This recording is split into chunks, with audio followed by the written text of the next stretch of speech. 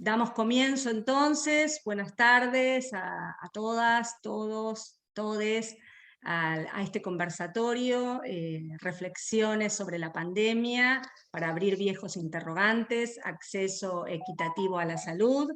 Este conversatorio, como bueno, está explicitado, es organizado por la Secretaría de Salud de la Asamblea Permanente por los Derechos Humanos, de la cual soy integrante. Mi nombre es Verónica Laplace. Les cuento brevemente la dinámica de este conversatorio. Se van a ver 3 presentaciones de alrededor 15-20 minutos cada una.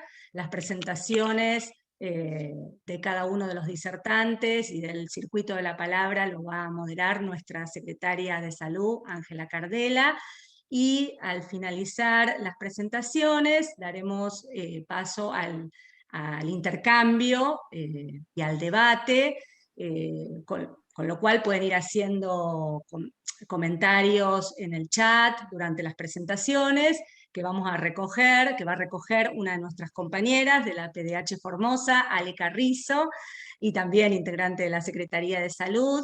Pueden pedir también la palabra para conversar al finalizar las presentaciones. El pedido de palabra también solicitamos que lo hagan vía chat.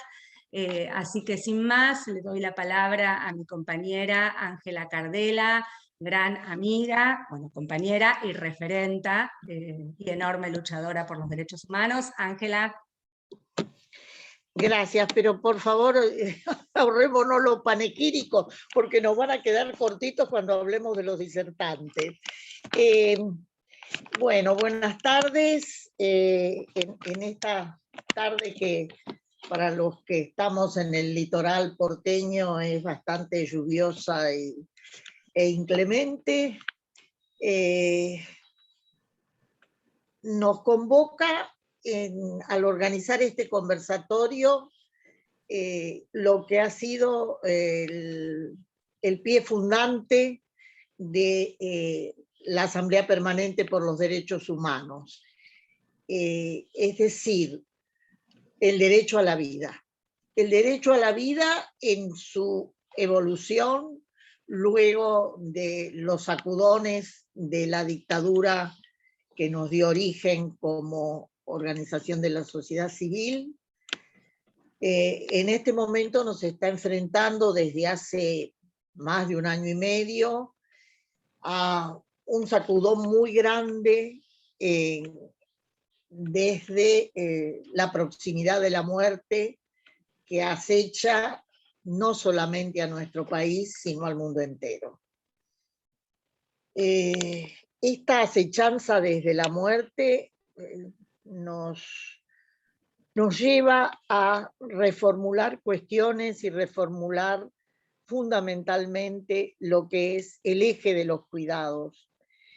El eje de los cuidados solo será válido si es colectivo. Solo será válido si lo afrontamos con responsabilidad, si evitamos la negación y la desmentida, que sabemos que muchas veces son la reacción emocional inevitable. Cuidándonos colectivamente todos los seres vivos, vamos a afrontar este azote, y precisamente por eso nos interesó en este espíritu convocar desde el derecho a la vida que fundó APDH a expresiones desde la investigación de actores que además están comprometidos en la defensa de los derechos humanos.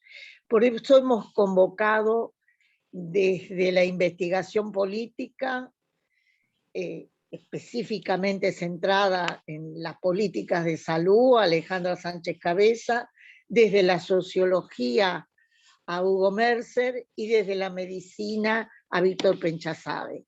Quiero ser sintética para no robarles tiempo a sus exposiciones, porque realmente ellas van a ser lo sustancial del debate que después podamos tener. Los aspectos organizativos ya fueron expuestos. Voy a pasar a presentar a nuestra primera disertante, que es Alejandra Sánchez Cabeza. Es médica, máster en epidemiología y gestión de políticas de salud, doctora en ciencia política. Integra Acceso y otros foros, organismos y universidades. Alejandra, si he omitido alguna de los datos de tus presentaciones, corregime o agregalo. Tenés la palabra. Gracias, Ángela, gracias a todos, todas y todes por invitarme. La verdad que es un poco amedrentador estar ante personas que tienen tanta trayectoria y que seguramente saben de esto muchísimo más que yo, así que simplemente es poner en común algunas cosas que vengo pensando en el último tiempo, y cuando estaba preparando esto estaba pensando a quién le hablaba, porque esto no es una presentación, es un disparador para conversar y para escucharlos y escucharlas y escucharles, y me vino a la mente el prólogo de un libro de Holloway que se llama Cómo cambiar el mundo sin tomar el poder, y les voy a leer algunas partes que para mí han sido siempre muy inspiradoras o me impactaron mucho en el momento que los dijo, y me parece que a estas personas va dirigida esta presentación para empezar a conversar. Holloway dice: en el principio es el grito. Gritamos en la caída de quien se ha quedado sin certezas dónde apoyarse. Ante la mutilación de vidas humanas surge un grito de tristeza, de horror y de rechazo. Confusamente, sentimos que las inequidades que percibimos no son hechos aislados, que entre ellos existe una relación, que son parte de un mundo defectuoso. Algo está mal. Sabemos que es verdad, pero sentimos que es la verdad de un mundo falso. Sentir que el mundo está equivocado no significa necesariamente que tengamos cabal idea de una utopía que ocupe su lugar. Y yo agrego que a esta va dirigida mi conversación, a quienes están aquí dolidos y dolidas, incómodas y buscando una manera de vivir más justa, aunque aún todavía no la veamos. Voy a hacer una presentación para mostrarles algunos datos y algunas cifras de lo que quiero contarles y compartirles y desde dónde estoy pensando y reflexionando. Como bien dijo Ángela, yo hablo en nombre también soy parte del Observatorio de Salud, pero fundamentalmente aquí en nombre de Acceso. Acceso es un foro de instituciones desde donde pretendemos promover el acceso universal a las vacunas COVID. Y me invitaron a hablar de las consecuencias sociales y políticas de la pandemia, conversamos un poco sobre eso, y yo después me quedé pensando, y en realidad voy a abrir con una pregunta. Esto que yo voy a mostrar, ¿son consecuencias sociales y políticas de la pandemia? Y voy a mostrar algunas cifras que ya las conocen y por eso las voy a nombrar rápido, pero desde donde estoy mirando yo el tema es que ustedes saben que mientras que en América Latina tenemos el 8% de la población mundial, tenemos el triste récord de tener el 30% de las personas muertas por pandemia. Estas desigualdades se ven entre continentes y no responden necesariamente a la cantidad de casos. Acá fíjense que si bien en Sudamérica tenemos la mayor cantidad de casos, la cantidad de muertes es muy desigual en relación, no es directamente proporcional a la cantidad de casos.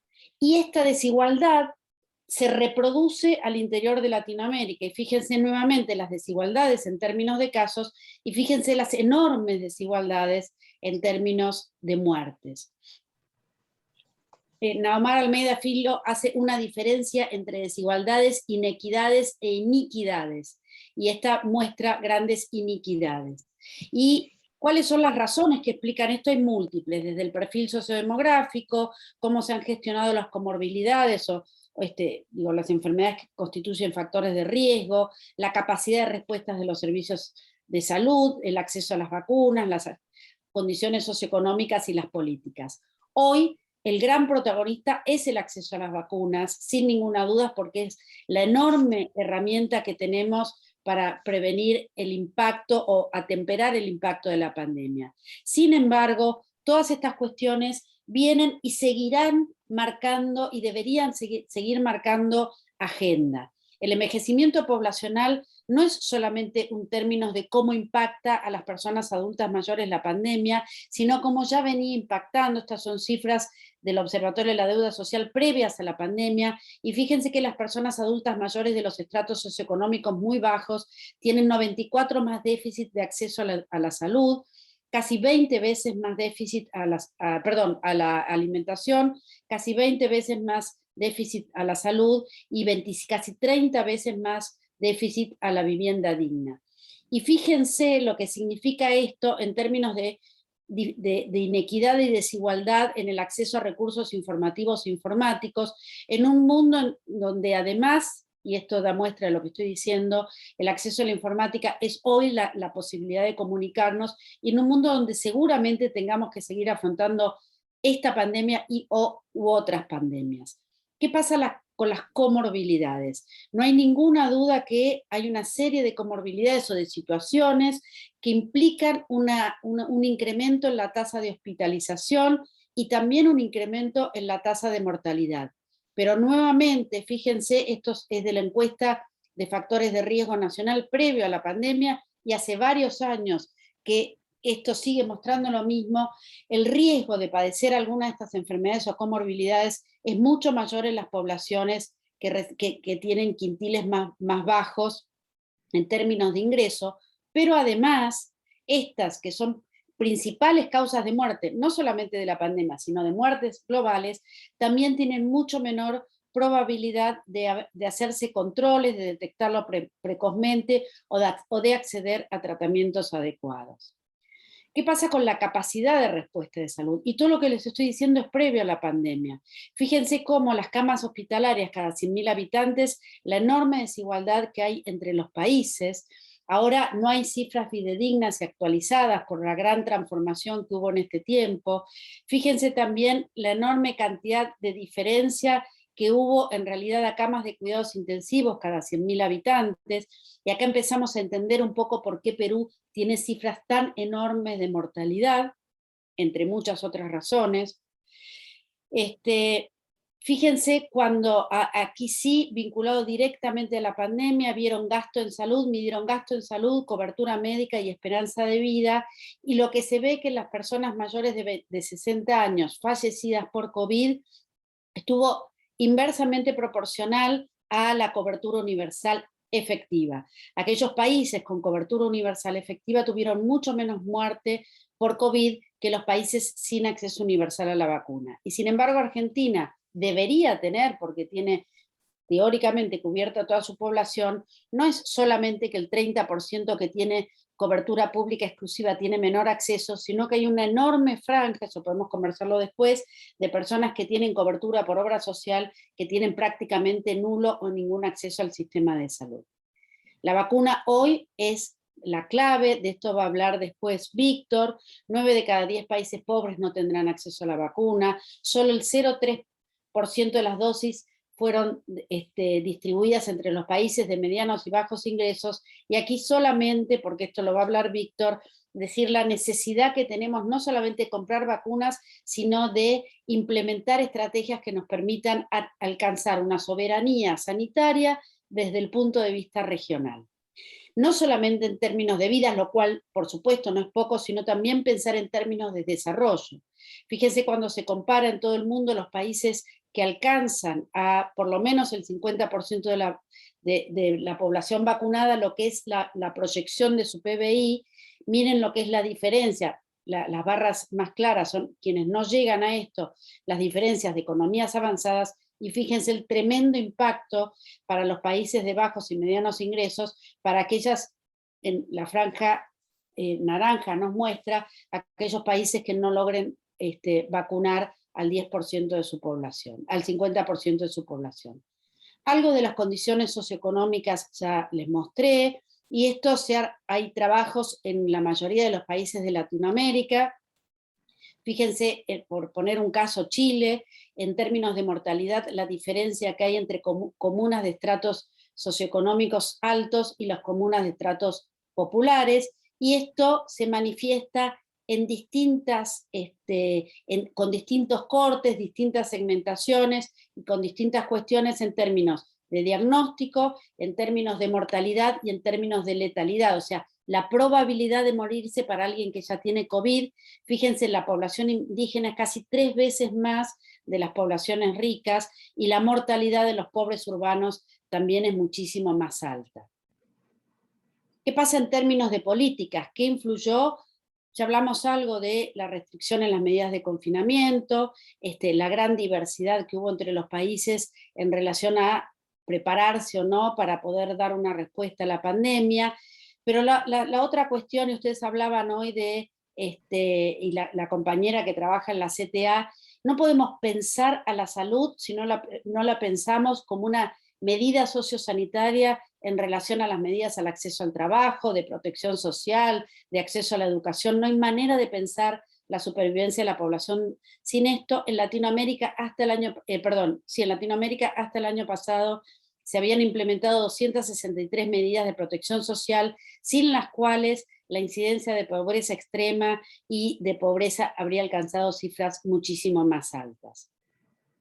Algunas cifras que muestran el impacto directo de la pandemia, según la CEPAL: 209 millones de pobres, más de 40 millones de nuevos pobres, más de casi 20 millones de pobres en pobreza extrema que no alcanzan a cubrir sus necesidades básicas, y esto impacta, como ustedes saben muy bien, mucho más a las mujeres, a los jóvenes y a los colectivos aborígenes, en cuyos casos el 50% más son pobres, y esto implica para nuestra región un retroceso de 12 años en términos de pobreza y 20 años en términos de pobreza extrema, que hay que ver cómo los logramos recuperar. Esto responde a que cerraron más de 2,5 millones de empresas, de las cuales la mayoría son microempresas, pero esto es lo registrado.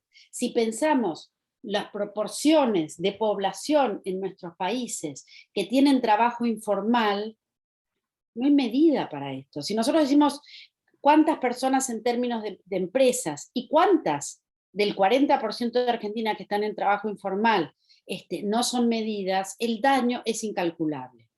Y como yo repito siempre, no se puede hablar de pobreza si no se habla de riqueza, porque la pobreza es la distribución, representa la mala distribución de la riqueza en el continente más desigual del mundo, como ustedes lo saben. En el mismo periodo de estos miles de millones de personas que entraron en la pobreza, solo 73.000 millonarios en Latinoamérica incrementaron su patrimonio en 48.000 millones de dólares. Yo hacía la cuenta y decía, bueno, ¿cuánto le hubiera tocado a cada persona, por lo menos? Y la verdad es que sí, hubieran resuelto muchos de los problemas que tenemos. En ese momento, y esto solo en 2020, un nuevo 1.000 millonario cada 2 semanas. Y acá es otra vez mi pregunta. ¿De verdad pensamos que son consecuencias sociales o políticas de la pandemia, o es un incremento de las tendencias que ya se venían manifestando? A mí me parece, y creo que vamos a compartir, que la pandemia lo único que hizo fue acelerar procesos que ya venían en marcha. Fíjense y recuerden, lo voy a nombrar muy rápido, esto no es para personalizar, sino para que empecemos a pensar en algunas de las cosas que la pandemia aceleró. Recuerden la postura del gobierno de Trump, recuerden lo que Trump después lo dio vuelta para tratar de ganar las elecciones y que afortunadamente no ganó, pero esto simplemente aceleró procesos. Recuerden todo lo vinculado a la supremacía blanca y a los movimientos raciales en Estados Unidos, que culminaron con la toma del Capitolio y que siguen avanzando y que se están reproduciendo en el resto de Latinoamérica. Jair Bolsonaro, como muchos otros, y acá también algunos de provincias, exacerbando medicamentos sin ninguna evidencia, poniendo de manifiesto, acá tenemos tristes también historias que contar en términos de la ivermectina, en términos de la cloroquina, en términos del hidróxido de cloro, la cantidad de muertes, terribles escenarios y cómo nos desensibilizamos. No sé si ustedes recuerdan, Manaos, las fosas comunes. En Argentina, el incremento de la brutalidad policial, la excusa del cuidado de la pandemia para favorecer y de alguna manera justificar estrategias de brutalidad policial, el auge de estas movimientos negacionistas y movimientos de verdad ya ni sé cómo llamarlos, oscurantistas, que van en contra de la ciencia y en contra de la necesidad de implementar medidas de salud pública, el uso por todos lados de tratar de poner también un razonamiento y algunas lógicas un poco más solidarias y un poco más equitativas, de estos movimientos que también permanecieron con poco conocimiento, y el incremento de las estigmatizaciones y del ageísmo socialmente, digo, no solamente el aislamiento de las personas mayores, sino ya hay muchos artículos a nivel mundial que hablan de la estigmatización de las personas mayores y cómo la pandemia lo incrementó. Y ahí sí, me parece que es un espacio privilegiado para hablar del dolor de nuestros compañeros y compañeras y compañeros del sistema de salud, que la verdad que han visto empeoradas sus condiciones de trabajo, que a pesar de los aplausos, han padecido estigmatizaciones, violencias sociales, discriminaciones, dolor, falta de reconocimiento, y el impacto tremendo y abatimiento que no solamente lo pasaron las personas trabajadoras de salud que trabajan en los espacios críticos, sino también quienes trabajan en otros servicios de salud. Las compañeras que trabajan en temas de salud sexual y reproductiva lo conocen bien. ¿Qué nos muestran estos escenarios? Nos muestran una desarticulación y un deterioro económico, un incremento de los niveles de pobreza y desempleo, de financiamiento fiscal en relación al sistema previsional, al sanitario, educación, un enorme incremento de las brechas, un retraimiento del deseo de participación social, un incremento de padecimientos mentales. Digo, no quiero seguir, pero las brechas y las desigualdades se han incrementado, y también tenemos una fuerte retracción de los y las jóvenes a la participación política, lo cual, desde mi punto de vista, es una de las señales más preocupantes.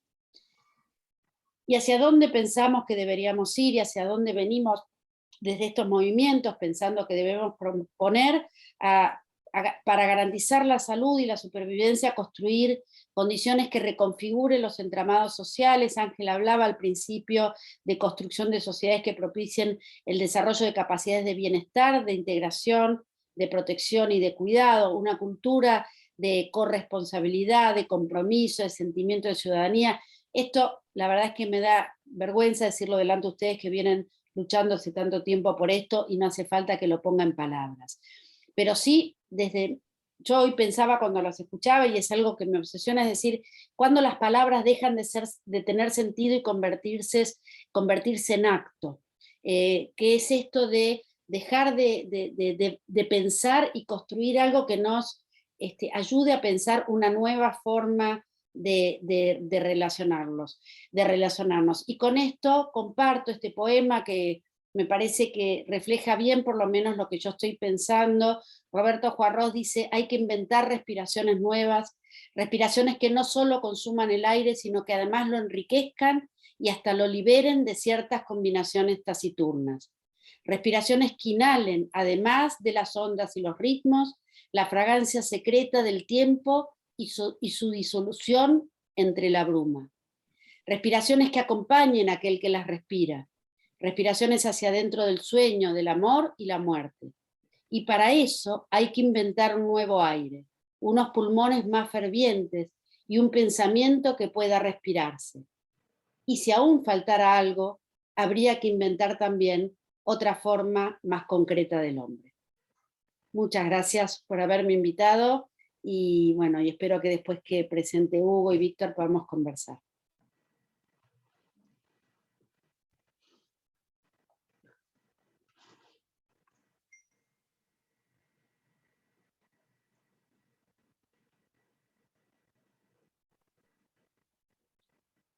Muy bueno.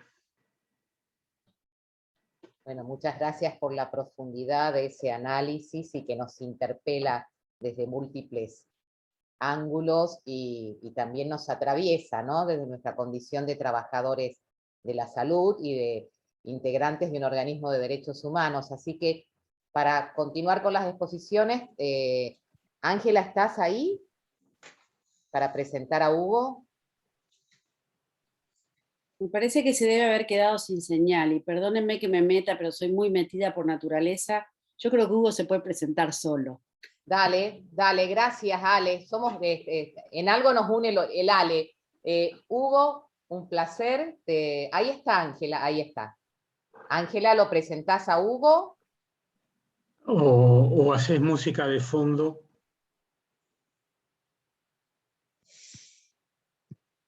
Hacemos un pequeño canto.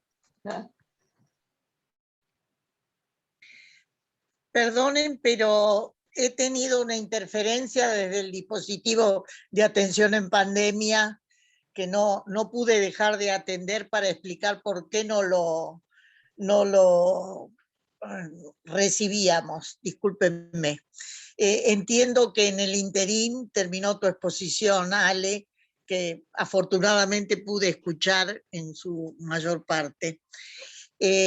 Bueno, ahora vamos a presentar a Hugo Mercer, que es sociólogo, médico sanitarista, perdón, sociólogo, médico sanitarista, era lo que yo pensaba que era Hugo, porque ha sido profesor mío desde y lo que deseaban mis padres varias situaciones de posgrado, y siempre lo pensé como médico. Tan importante es el compenetramiento de Hugo con la cuestión de la salud, que siempre lo imaginé médico, y me enteré de que era sociólogo cuando le pedí los antecedentes para presentarlo.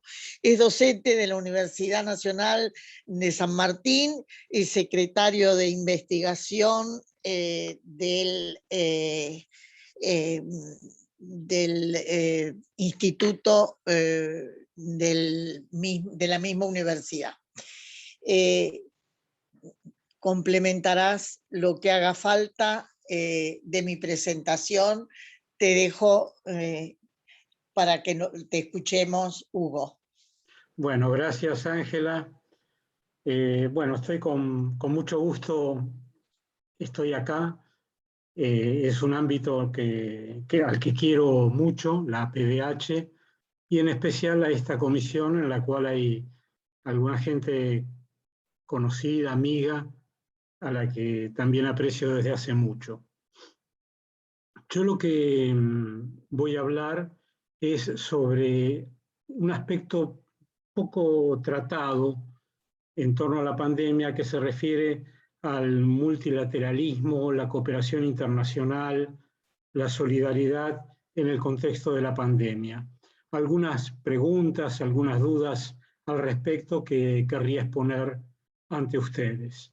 Voy a pasar una presentación que espero mostrarla rápido.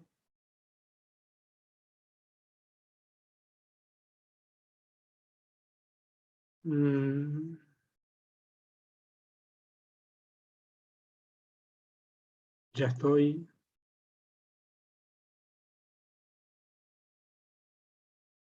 Bueno, ahí se ve. Sí, ¿La ven perfecto. ustedes? Sí. Bien. Bueno, querría hablar entonces sobre pandemia y solidaridad y pedirles que lo vean también esto desde una perspectiva de derechos humanos. En general, la construcción de las instituciones internacionales en materia de salud está estrechamente ligada al desarrollo del concepto, de la práctica, de los organismos de derechos humanos. Eso se dio así en el plano internacional. Y sobre eso es que querría comentarles a ustedes algunos aspectos. Perdón. En primer lugar, antes de la pandemia, los países del mundo, en especial los 192 países miembros de la Organización Mundial de la Salud, construyeron un índice de respeto y de preparación, de respeto a las normas que debían organizar la respuesta ante eventuales epidemias. Ese índice y esas normas, esa regulación, daba lugar a que los países creen las organizaciones, las respuestas, las capacidades necesarias para enfrentarse ante el riesgo de una pandemia. Poco antes de la pandemia se hizo un ranking de los países, cómo estaban preparados para eventuales epidemias. Estados Unidos y el Reino Unido fueron los países que alcanzaron el puntaje más alto en ese ranking, y Vietnam y Nueva Zelanda tuvieron posiciones mucho más bajas. Vietnam estaba en el lugar 50 y Nueva Zelanda en el 35. Sin embargo, conforme fue avanzando la pandemia, Vietnam y Nueva Zelanda tenían resultados mucho mejores, claramente superiores a los de Estados Unidos y Reino Unido. No solamente resultados en términos sanitarios, el número de contagios, el número de muertes, la letalidad, sino también y sobre todo el respeto a las normas de prevención que la sociedad había establecido, y en especial a las normas de prevención que esa regulación internacional había recomendado. Lo que evidenció la pandemia también, conforme fue avanzando, que así como ese ranking no funcionaba, sí funcionaban los mecanismos de aprendizaje a partir de la experiencia de otros países. Aprender a partir de los aciertos y errores que se podían observar en la experiencia de otros países. En ese sentido, nuestro país fue un atento observador y se procuró aplicar la experiencia de otros países. Entonces, lo que estaba en juego era la habilidad para detectar y cortar cadenas de transmisión, habilidad para reducir la mortalidad y las complicaciones de la enfermedad, reducir contagios hospitalarios por COVID-19, asegurar la provisión de alimentos e insumos a la población, proteger a las poblaciones más vulnerables, asegurar el desempeño de los servicios de salud que continúen mediante la provisión de servicios, y brindar protección a familias, individuos y empresas. No todos los países tuvieron la respuesta y los mecanismos de respuesta en condiciones oportunas y con la distribución necesaria. Y en ese contexto, donde había teóricamente una preparación, una reglamentación que informaba a los países cómo anticiparse, irrumpió una pandemia mucho más severa, más fuerte que las precedentes, que quedaban localizadas en ciertas regiones geográficas y no alcanzaban dimensiones pandémicas. De repente, toda la sociedad nos convertimos en lectores ávidos de tablas que describían la letalidad, describían la aplicación de vacunas, y comparábamos nuestra situación con la de otros países. Eso pasó a ser materia de lectura y de interés cotidiano. También aprendimos a lo largo de la pandemia que no se trataba solamente de una pandemia en términos epidemiológicos, sino que implicaba un sistema de epidemias, un sistema de pandemias, y que implicaba la articulación con otras falencias, otros condicionantes que preexistían al surgimiento de la pandemia. Algo de eso ya expuso Alejandra y querría agregar algunos aspectos. El primero es que a la par de que existían compromisos internacionales, supuestos de solidaridad en caso de la amenaza de peligros de escala global, a pesar de esos compromisos preexistentes, la pandemia trajo también el resurgimiento del concepto Estado-Nación. Las fronteras adquirieron mayor vigencia y los estados defendieron con un exacerbado nacionalismo sus intereses, sus fronteras, su población y algunos sectores de su población en particular. Conceptos como vivimos en una sociedad sin fronteras, globalizada, hay un liberalismo que protege al conjunto de la sociedad, ideas que emanaban de declaraciones de algunos estados, entraron rápidamente en crisis. Se afectaron las condiciones productivas, sociales, políticas sobre todo, y comenzó a manifestarse una creciente carencia de equipamientos y en especial equipamientos para atención a la pandemia. Surgieron sentimientos xenofóbicos, desinformación, prácticas no éticas, violaciones a los derechos humanos. Esta sumatoria de síntomas que se expresaron en la sociedad puede lucir como desordenada, pero en su desorden expresan que se manifestaron al unísono, se manifestaron de manera contundente y necesitan tener explicación. Necesitamos darle una comprensión integral a estas manifestaciones que aparecieron en la sociedad. No mirar solamente los datos epidemiológicos, sino también leer lo que ocurrió en el espacio político, lo que está ocurriendo en el espacio social, por qué aparecen junto con la pandemia mecanismos de negación, discursos de odio, discriminación en la sociedad, violaciones a los derechos humanos. Son manifestaciones que surgen acompañadas y son como patologías que actúan al unísono. Pero al mismo tiempo, procesos que fueron una muy lenta construcción del conjunto de la sociedad entraron en crisis. Entre ellos, el de la gobernanza mundial en el plano sanitario. Organismos que tardaron más de un siglo en construirse, de repente entraron en tela de juicio, entraron debilitados al ámbito de la pandemia, al momento de la pandemia. Y respecto a eso, a esa lenta construcción histórica, traía estos datos para que tengamos presente.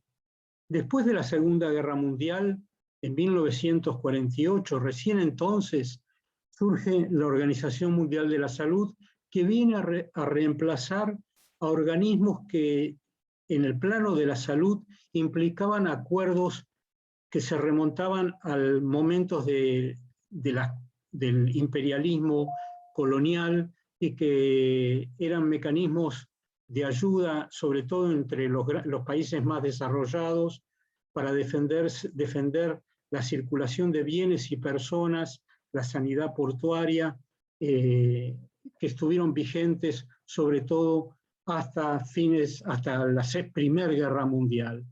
Después de la Segunda Guerra Mundial, lo que se crea en el plano de la salud, la Organización Mundial de la Salud, responde a una imagen de un nuevo mundo, un mundo que se buscaba en el cual primara modelos de estados de bienestar, en el cual primara modelo de respeto a los derechos humanos. Esa organización surge en 1948 y trataba de crear un espacio que no estuviera sujeto a la confrontación de la Guerra Fría, que respetara al conjunto de los países, en especial a los que salían de la dominación colonial. Esa organización, surgida en 1948, en 1969 se da su primer reglamento sanitario internacional, pero estaba centrado fundamentalmente en tres grandes riesgos epidémicos: la fiebre amarilla, el cólera y la peste. Durante varias décadas, ese reglamento sanitario internacional modernizó la gestión de los estados, la comunicación de riesgos epidémicos, alarmas tempranas, para que los países estuvieran preparados frente a esos eventuales riesgos. En 1978, 30 años después de la creación de la Organización Mundial de la Salud, surge la estrategia de atención primaria a la salud. Eso implicó incorporar con mucha fuerza los aspectos sociales de la salud, no reducirla únicamente a la prestación de servicios curativos, sino incorporar la movilización social como un actor, como un partícipe central en la ejecución de actividades sanitarias. Al mismo tiempo, la Organización Mundial de la Salud se preocupaba por adecuar ese reglamento sanitario internacional, que no sea un área descuidada de los ministerios de salud, sino que sea un área activa, que tenga una capacidad científica de intervención ante brotes epidémicos y de notificación al conjunto de los países. Una muy importante reforma del Reglamento Sanitario Internacional se produce en el 2005. Esa fue una modernización muy fuerte que estaba centrada en la idea de que los estados no se tienen que ocupar solamente de brindar servicios asistenciales, sino que deben ejercer un rol de rectoría en materia de salud. El rol de rectoría significa asegurar cobertura financiera, brindar servicios de naturaleza preventiva, servicios no personales sobre todo, control de calidad de alimentos, de medicamentos, o sea, políticas dirigidas al conjunto de la población. Todo eso estaba comprendido en la actualización del Reglamento Sanitario Internacional. En esos años estaban apareciendo epidemias que ponían en uso, ponían en práctica a ese Reglamento Sanitario Internacional. Las epidemias de H1N1, de SARS, de ébola, fueron circunstancias que obligaron a aplicar ese nuevo Reglamento Sanitario Internacional.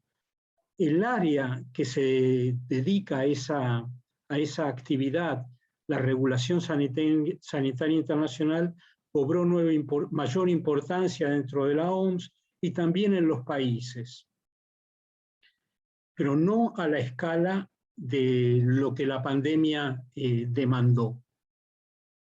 Hacia 2015 se crearon nuevos organismos asociados a ese reglamento sanitario internacional y que trataban de cubrir las deficiencias que se habían evidenciado en los casos de las epidemias de H1N1, SARS y ébola. Estos mecanismos fueron un fondo, dotar a la OMS de un fondo de contingencia que le permita tener respuesta inmediata si surgían nuevos brotes de ébola, de SARS o de otra enfermedad inesperada. La creación de un mecanismo de un comité de crisis y preparación ante el caso de epidemias, el PIP, bueno, ahí están las siglas en inglés, el PIP, que es un sistema de preparación ante el caso de influenza, diferentes variaciones de la influenza, u otras enfermedades. Sin embargo, a estos organismos y al reglamento internacional, no todos los Estados miembros adherían o se comprometían de manera explícita. Hacia 2012, solo un quinto de los 192 Estados miembros de la OMS estaban involucrados en una actualización de su preparación y cumplimiento del Reglamento Sanitario Internacional. Hacia 2017 había mejorado la situación. De los 23 estados que adherían en 2012, al 2017 pasaron a ser 67. En 2020, cuando aparece el COVID como pandemia, se crean otros mecanismos nuevos en el plano internacional y dentro de la OMS, o que la OMS participa. Uno es un mecanismo para acelerar la llegada de tecnologías y acceso a las vacunas. Otro es COVAX, que lo conocemos, que es un mecanismo de distribución solidaria de vacunas que ha tenido dificultades en hacer llegar las vacunas necesarias a tiempo a los países que carecen de ellas. Otro mecanismo es el Solidarity Trial, que es un sistema de investigación sobre recursos terapéuticos en el cual participa una gran cantidad de países. O sea, hay un activismo en el plano internacional para acelerar mecanismos de solidaridad. Sin embargo, esta institucionalidad solidaria recibió embates muy fuertes durante el transcurso de la pandemia y lo sigue recibiendo. Y yo querría referirme a tres planos que nos tocan de cerca.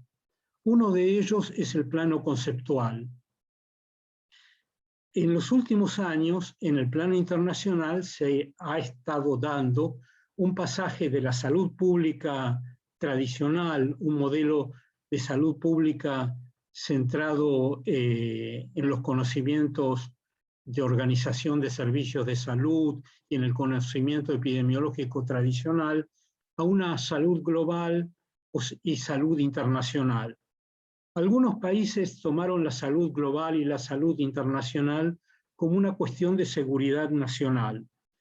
En Estados Unidos y en especial en algunas agencias de Estados Unidos, cuando se habla de salud global y salud internacional, aluden a cuestiones de bioterrorismo, seguridad, la salud en cuanto a las relaciones con la seguridad, y no en vano, salud pasó a ser un ámbito muy importante dentro del Departamento de Estado. Por ejemplo, hay un programa muy fuerte que se llama PEPFAR, que es la iniciativa presidencial en materia de salud, ligado fundamentalmente a HIV-Sida, que tiene su ámbito en el Departamento de Estado. Pero son varias las cuestiones sanitarias que, más que debatirse en una agencia técnica de salud, se debaten, es una cuestión de seguridad a cargo del Departamento de Estado. Otro cambio conceptual importante es el que se refiere a una salud.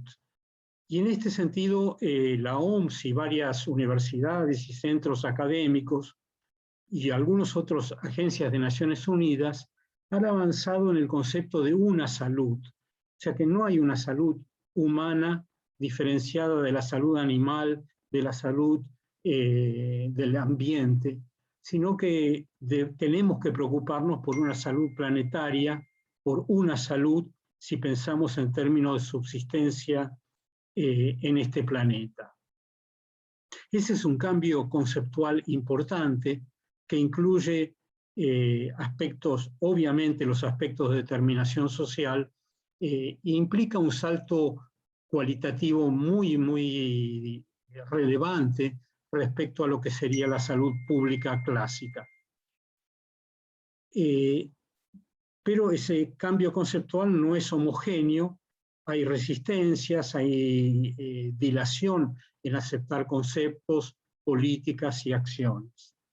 Otro embate, otro obstáculo que ha tenido la solidaridad internacional es que hay una fuerte fragmentación institucional. O sea, la OMS pesa como opinión técnica, pero también pesa en el mundo la opinión del Banco Mundial en materia de salud, que tiene un área muy relevante. No es solamente los recursos financieros que destina, sino la investigación que realiza, su opinión técnica pesa, y en muchos países pesa de manera considerable. También la fundación de Bill y Melinda Gates es un actor importante en el plano internacional, y gran parte de la información técnica estadística, que consumimos está provista por centros académicos que han contado y cuentan con un apoyo muy marcado de la Fundación Gates, que tiene alcance mundial.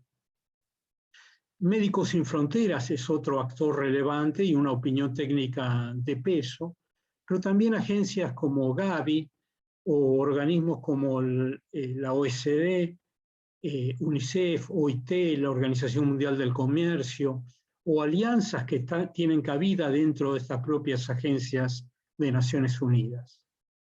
Un tercer obstáculo y muy importante han sido, y sobre esto lo comentó también Alejandra, son las políticas de algunos estados. Durante el gobierno de Trump, que restringió fondos a la Organización Mundial de la Salud y también llegó a retirar su participación, su presencia dentro de la organización, tuvo consecuencias muy serias. Otros países decidieron en esa eventualidad cubrir el apoyo financiero que Estados Unidos retiraba, y hubo algunos países que incrementaron su contribución, que permitieron continuar con la labor en esos meses. En América Latina, el rol de Bolsonaro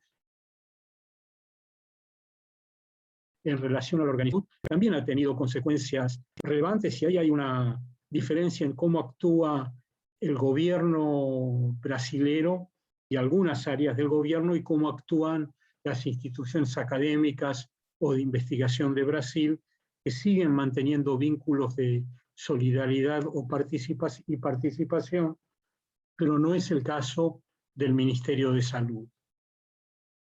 También pesan y van a dejar un sedimento que nos va a costar resolver, los discursos de odio, la infodemia y el negacionismo, que son como coletazos que algunos voceros y algunos intereses han instalado en el campo de la salud. Frente a ese escenario de algunos avances, de expresiones de solidaridad, pero también de obstáculos y retrocesos, ¿qué lecciones uno puede sacar? Por un lado, la necesidad de reivindicar el papel de rectoría del Estado. O sea que en materia de salud, ante una situación de emergencia, el Estado es un responsable central, sobre todo cuando el Estado apoya sus decisiones en conocimiento científico, aun cuando existe un nivel de incertidumbre o de rápida transformación del saber existente. En ese sentido, no todos los países actuaron de igual manera, con la misma transparencia y con la misma capacidad de acceso al mejor conocimiento científico disponible. El segundo elemento sería promover la equidad, que es una precondición para que toda situación de salud mejore, se mantenga y pueda construirse. Un tercer aspecto se refiere tendría que referirse a la solidaridad. Puede haber un reglamento sanitario, puede haber rectoría del Estado, pero se requiere una solidaridad local, nacional e internacional para poder alcanzar una equidad en todos los planos, local, nacional e internacional. Y un cuarto elemento que es relevante es ofrecer y construir un futuro posible y deseable. O sea, no solamente caracterizar la magnitud de los problemas que enfrentamos, sino también crear un horizonte de esperanza, imaginar un futuro posible. Eso es un mensaje saludable que es necesario expresar, y no solamente caracterizar la magnitud del drama que se vive. Si no existe ese futuro deseable, encuentran un terreno muy fértil, muy favorable los discursos de odio. Y querría terminar, a falta de un poema, como bien hizo Alejandra, con la cita de parte de un trabajo escrito por una amiga, una socióloga italiana, que ha venido varias veces a Argentina, y ustedes que mencionaban previamente a la salud mental comunitaria, ella ha tenido mucho que ver con ese campo en la Argentina. Ella imagina lo que puede ser un nuevo welfare al fin en los próximos años. ¿Cómo podría ser? Un Estado digno de ese nombre, un welfare nuevo, que no solo redistribuye bienes, sino que produce capacidad, con lo que también redistribuye poder. La capacidad de las personas, la capacidad de ser y hacer, se expresan y crecen con el uso en cuanto se emplean para realizarse y realizar proyectos. Las condiciones para que esto suceda son estrictamente sociales. Por el juego de poder, instituciones y saberes dedicados a producir el welfare, o mejor aún, el well-being, el bienestar, o más aún, el estar mejor. Ota de Leonardis con esto lo que hace es, de alguna manera, retrabajar, reformular, avanzar a partir de ideas de Amartya Sen, que mucho funda su esperanza en una sociedad mejor, en que pongamos en uso nuestras capacidades, nuestras potencialidades, que no están aprovechadas si solamente las vemos como necesidades que tienen que ser satisfechas externamente. Hay muchas que podemos potenciar a partir de nuestras propias capacidades, como individuos, pero sobre todo como colectivos sociales. En síntesis, lo que quise presentar hoy es que hablemos de pandemia, pero también hablemos de la solidaridad necesaria en un mundo que tiene que fortalecerse en el respeto a los derechos humanos. Y en ese sentido, tendremos que salir de esta pandemia. La pospandemia va a implicar una discusión sobre qué tipo de sociedad queremos en la Argentina en materia de salud colectiva. Gracias.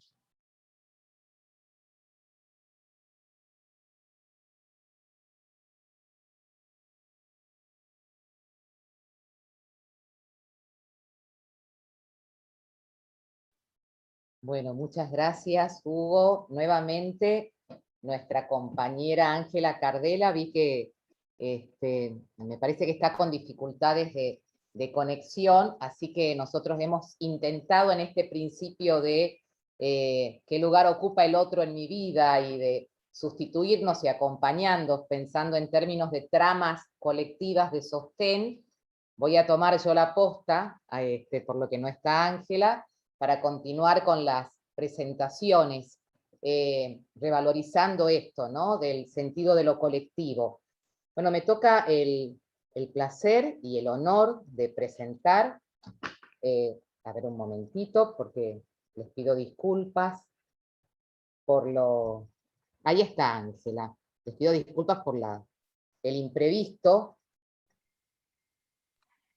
Y ya que hablamos de disculpas, y mientras Sí. esperamos a Angelita para presentar a Víctor y agradecerle muchísimo a Hugo esta presentación, a Alejandra lo hice antes vía chat, quiero disculparme porque, bueno, me tocaba la parte técnica de la transmisión en el Facebook en vivo y he tenido algunos inconvenientes y la transmisión logró hacerse y se está haciendo, pero más o menos cuando estaba conversando Hugo. Así que para los que nos estén siguiendo vía Facebook, pero también para los expositores, para Alejandra, para Hugo y ahora para Víctor, decirles que igualmente este conversatorio, volver a decirles, se está grabando y va a ser compartido en su totalidad luego por el YouTube.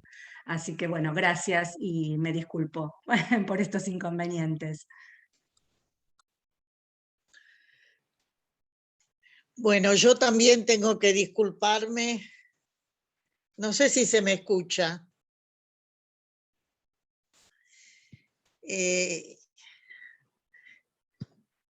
Yo también tengo que disculparme porque tengo una conectividad que va y viene, por lo que la presentación de Víctor Penchazade la va a hacer, se la acabo de pasar a Alejandra Carrizo para que la haga ella. No sé si ya la recibió, porque va y viene mi conectividad, está muy desigual.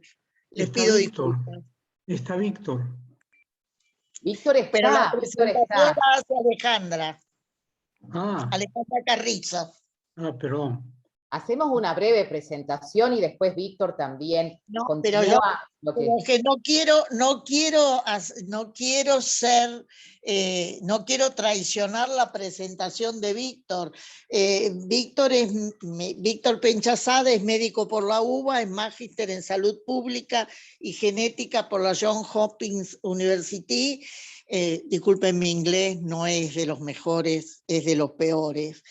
Y diplomado en bioética, y ahí se me corta mi conectividad porque estoy compartiendo. No tengo internet y estoy mezclando mi celular con lo que me había pasado Víctor. Por eso le pido a Alejandra Carrizo que complete la presentación de Víctor haciendo honor a sus antecedentes y no de la manera distorsionada que lo estoy haciendo yo, por lo cual vuelvo a pedirles disculpas a todos y a todas.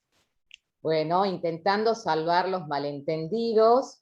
Bueno, médico de la Universidad de Buenos Aires, magíster en salud pública y genética médica de la Johns Hopkins University, diplomado en bioética y humanidades médicas, Columbia University, director del posgrado en genética, derechos humanos y sociedad de la Universidad Nacional de 3 de Febrero, miembro del Consejo Directivo de la Red Latinoamericana y del Caribe de Bioética de la UNESCO, y si me permiten, nosotros integramos como APDH también la Red por la Identidad de Abuelas de Plaza de Mayo, así que para nosotros la figura de Víctor es muy significativa y permite ligar la identidad, las huellas de la memoria y la restitución y los derechos humanos. Así que con ustedes, Víctor Penchazade. Buenas noches a todas y todos y todes. Yo también, ya que estoy, voy a pedir disculpas. Primero porque lamentablemente no pude estar en la presentación de Alejandra. Resulta, tengo que explicarme, porque yo tenía una reunión previa del capítulo argentino de la Red Bioética, que yo soy el expresidente, entonces había una reunión que estaba ya planeada, y que era para discutir un tema estatutario, digamos, donde prácticamente me conminaron a que tenía que estar presente. Por suerte, agotado ese tema, me acabo de reunir con ustedes justo a tiempo para escuchar a Hugo. Así que mis saludos y disculpas a Alejandra, que la tendré que ver después por YouTube, y a Hugo, muy gentil amigo de muchas lides de estos temas. Yo, a ver, preparé un escrito porque en algún momento que pensé que no me iba a poder liberar de la otra reunión, preparé un escrito que Ángela iba a leer, o alguien de ustedes de la PDH iba a leer, pero estando yo, lo lógico es que lo lea yo. Contradiciendo un poco mi costumbre, que es no escribir previamente y basarme solamente en conceptos y anotaciones y demás. Teniendo el texto lo voy a leer.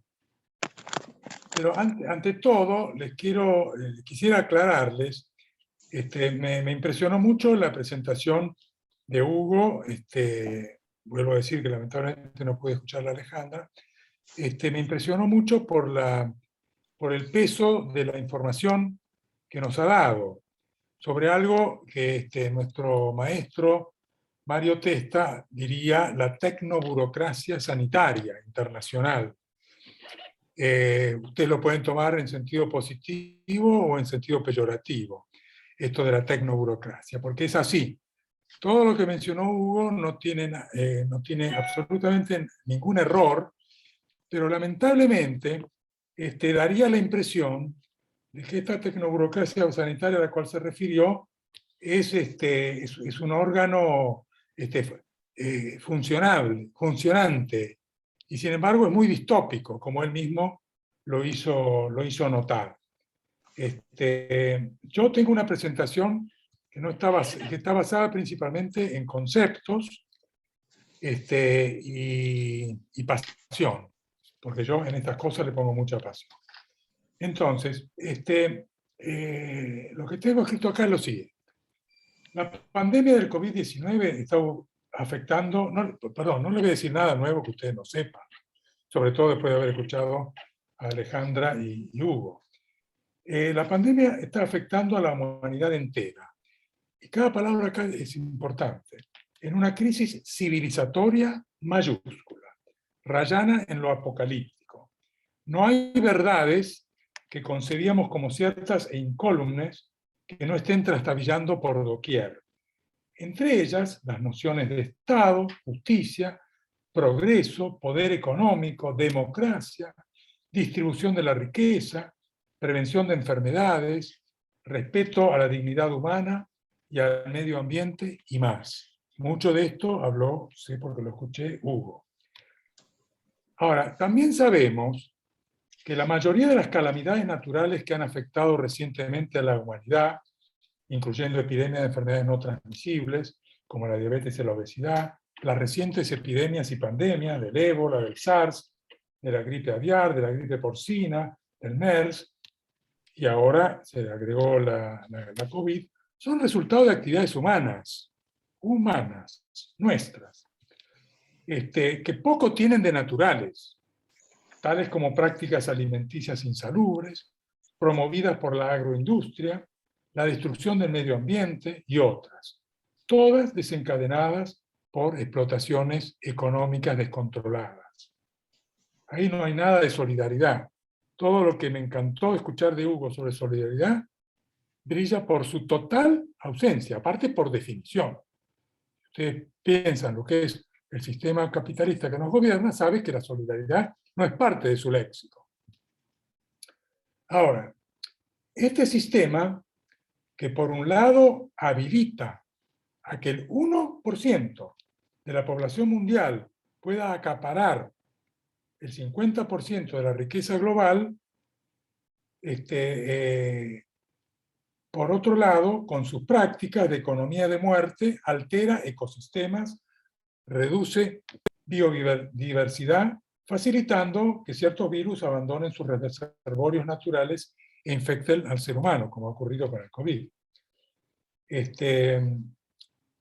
Esta pandemia de COVID fue predicha como 15 años atrás por los servicios de inteligencia de Estados Unidos y por la propia Organización Mundial de la Salud un par de años antes que tuviera efecto la pandemia, que comenzara. Sin embargo, y esto es importante, porque es una realidad que vivimos, al margen de las palabras. Nosotros las palabras las podemos endulzar como querramos. ¿Cuál fue la realidad? Los poderes políticos y económicos que gobiernan el mundo prefirieron seguir estimulando privatizaciones y desfinanciando los sistemas de salud, en lugar de prepararse para prevenir y enfrentar la pandemia de forma oportuna y eficaz. Yo voy a hablar algo de bioética. La bioética comenzó en los países desarrollados en los años 70, ocupándose principalmente de problemas médicos individuales y del uso de la alta tecnología, pero luego evolucionó, particularmente en América Latina, y no es por casualidad, a un enfoque social, tomando como campos propios de estudio y de acción las facetas éticas de las acciones en salud colectiva, la equidad, la justicia de los sistemas de salud y, más en general, el derecho a la salud y la vida. La bioética también contribuyó a la noción de que la existencia y el bienestar humanos están íntimamente ligados a un ambiente saludable. Cuéntenselo a todos los que están haciendo lo imposible para que el cambio climático nos lleve a un precipicio sin salida. En sintonía, y sigo, con saberes ancestrales de pueblos originarios que defienden el derecho al buen vivir. Todas estas nuevas preocupaciones de la bioética por las circunstancias sociales de la vida humana las llevaron a adoptar los postulados de la justicia social y de derechos humanos, que mencionó Hugo, como pilares de sus análisis y acciones, y a convertirse así en una disciplina más social y política, que son los temas que me pidieron para mi conversación, aspectos sociales y políticos. No estoy hablando de cuestiones médicas ni de salud específicamente, pero es una disciplina más social y política que biomédica, que es como empezó la bioética. Y está basada en los derechos humanos, que identifica las injusticias sistémicas. ¿Qué quiero decir con injusticias sistémicas? Injusticia todo entiende, todo el mundo entiende lo que es. La falta de justicia. Sistémica es que es propia del sistema que nos rige. Y es así. En todos los países que ustedes quieran considerar van a ver la injusticia expresada, por ejemplo, en las inequidades, que creo que algo llegó a mostrar Hugo, yo llegué para cuando estaban todos esos gráficos y demás, pero todo el mundo sabe que la equidad no existe en la realidad. Existen, por supuesto, deseos de equidad, propuestas de equidad, de la misma manera que no existe necesariamente la solidaridad cuando hablo del poder.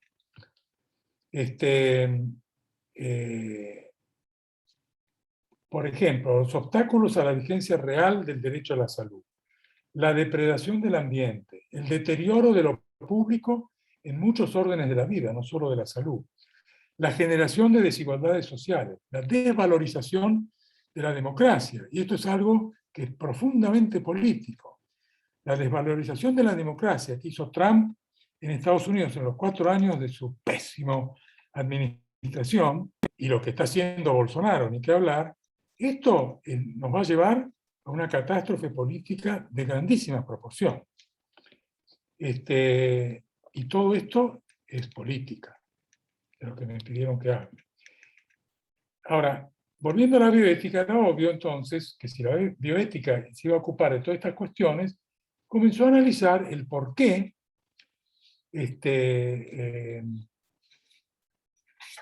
perdón, me juntaron las hojas.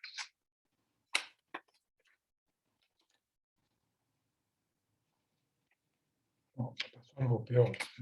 Claro, el por qué la pandemia afecta desproporcionadamente a quiénes, a los pobres, o sea, a los de siempre, los socialmente marginados por el racismo, la homofobia, las discapacidades, así como por su condición de indígenas, afrodescendientes o migrantes. Entonces yo pregunto a la audiencia, ¿dónde está la solidaridad en todo esto? ¿Está en expresiones de deseos que me parecen fundamentales. Ojalá pasen de deseos a realidad. Las políticas de salud, entonces, deben tener como valores rectores el respeto a la dignidad humana, a la justicia y a la equidad, y al reconocimiento de que los derechos humanos son indivisibles e interdependientes. No existe un derecho a la salud que se pueda ejercer en ausencia del derecho a la educación, a la alimentación, a la vivienda, al trabajo, entre otros. La terrible injusticia en el acceso a vacunas anti-COVID-19 en el mundo es archiconocida. Seguramente Alejandra habló de esto. Y basta mencionar que el 80% de la producción de vacunas fue acaparada por los países desarrollados, que además, hay que decirlo también, no es que el COVAX de la Organización Mundial de la Salud haya tenido dificultades, que ha sido boicoteada activamente por los países poderosos y sus corporaciones. Lo paradójico es que la mayoría de las vacunas producidas, financiadas directa o indirectamente por los estados, han sido financiadas directa o indirectamente por los estados, no por la empresa privada. Y sin embargo, son esas empresas privadas las que, amparándose en normativas no democráticas de la Organización Mundial del Comercio, que no se puede mezclar con los otros organismos multilaterales de Naciones Unidas, porque no tiene nada que ver, es una organización privada constituida principalmente por la industria farmacéutica y las empresas conexas, mantiene a ultranza la vigencia de patentes monopólicas y presiona en forma por demás indebida y falta de ética a la Organización Mundial de la Salud y a los países, obligando a acuerdos leoninos y secretos, so pena de no entregar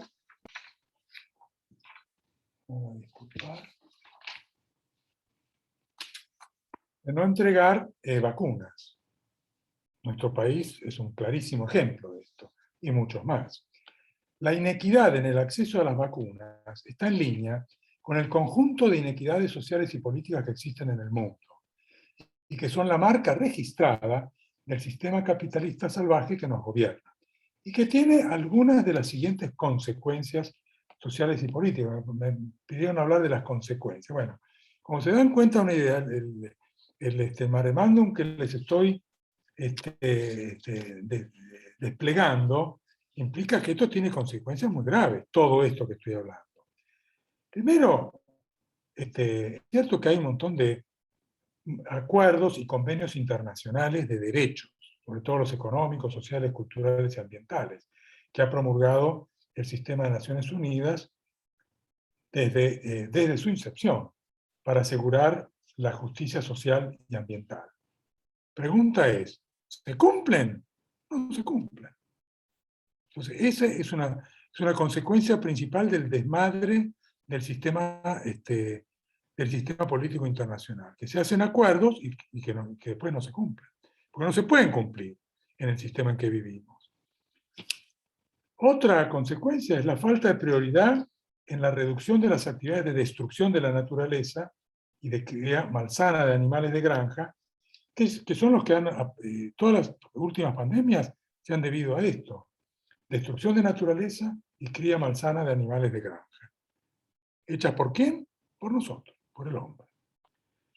Falta de políticas de protección ambiental, que está causando el cambio climático, cuyas consecuencias ya están haciendo palidecer la catástrofe de la pandemia del COVID-19. Los invito a ver simplemente los videos de las terribles catástrofes que están ocurriendo en el mundo. Catástrofes, entre comillas, naturales. No son naturales, causadas por la acción del hombre. Falta de vigencia efectiva del derecho a la salud, con priorización del lucro, ya mencioné el desfinanciamiento y privatización del sistema público de salud, y la falta de acceso a las vacunas, que es principalmente el motivo de esta reunión, es solo una de las consecuencias de estas políticas.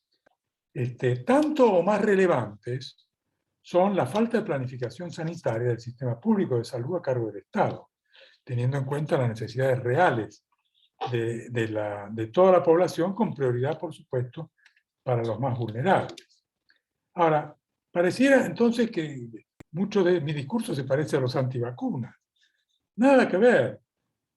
A mí no me cabe duda de que, que las inequidades vergonzosas existentes en el acceso a las vacunas contra el COVID-19 se ha debido a las distorsiones estructurales del sistema global que nos gobierna. Y lamento si a alguien le molesta esto que yo repita.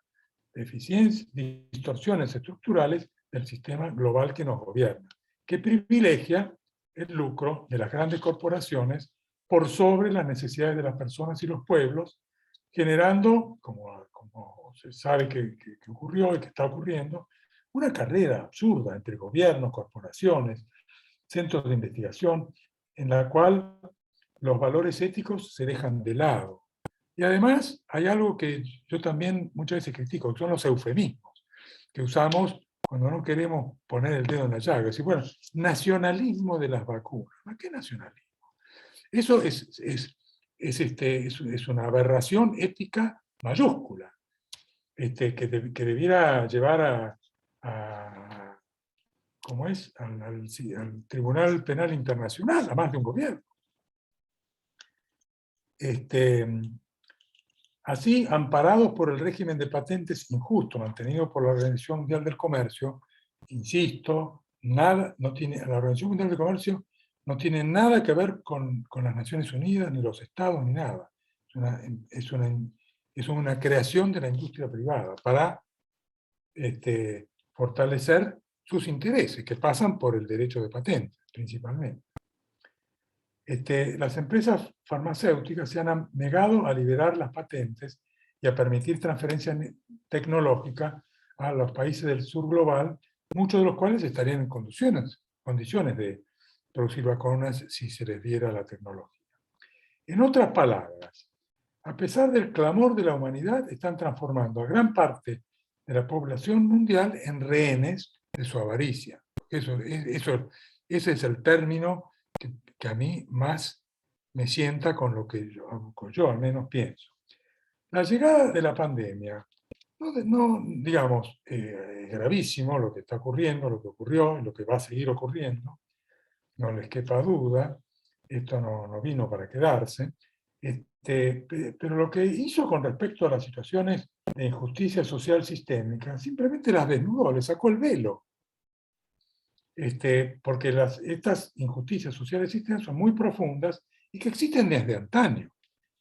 La ética en situación de pandemia compele a los organismos internacionales y a los gobiernos de los países, así como a cada actor institucional e individual, a actuar respetando la autonomía y las libertades individuales, pero asegurando, y en esto soy clarísimo en lo que yo pienso, la preponderancia de las necesidades colectivas por sobre los intereses individuales. Ejemplos de tales políticas son de que los derechos de la salud, a la salud y a la vida tienen mucha mayor jerarquía que el derecho a la propiedad, y que la atención a comunidades y grupos vulnerables, históricamente postergados, es prioritaria.